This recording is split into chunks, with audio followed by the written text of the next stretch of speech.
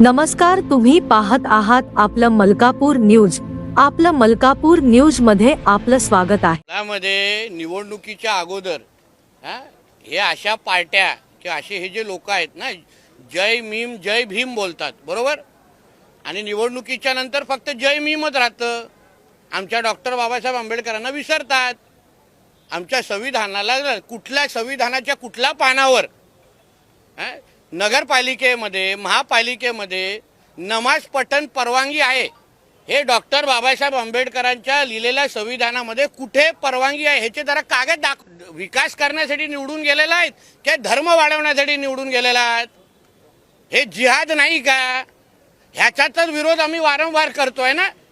तुम्ही विकास करण्यासाठी अगर लोकप्रतिनिधी म्हणून लोकांनी तुम्हाला निवडलं असेल तर तुम्हाला नमाज पढण्यासाठी तुमच्या मस्जिदी आता बंद पडल्या आहेत का?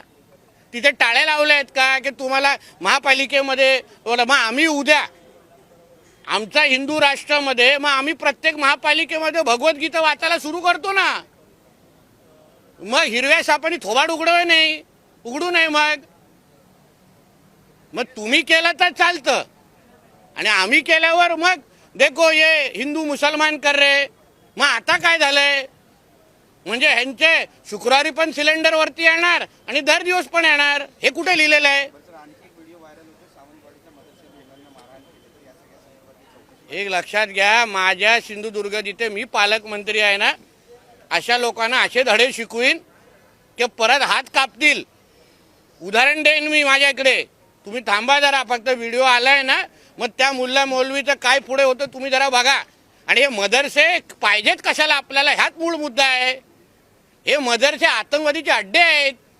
आतंकवादी घडवतात. कुठल्या, तुम्ही मला सांगा, कुठल्या इस्लामिक राष्ट्रामध्ये असे आम्ही मदरसेच्या सारखेच आम्ही कुठले हे शाळा उघडल्या आणि तिथे फक्त भगवद्गीता शिकवायला चालू केलं?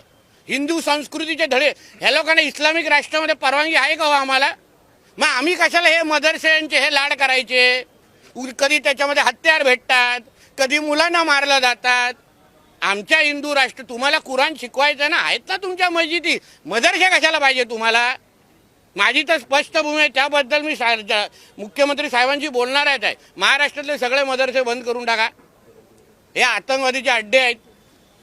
आतंकवादी घडवतात त्याच्यात.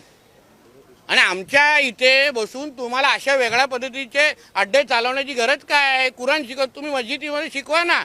म्हणून त्यांना जो काय धडा शिकवायचा आहे ना, त्या मुल्ला मुले ज्यांनी लहान मुलांना हात लावलाय बघा, पुढे हात थराथरा कसे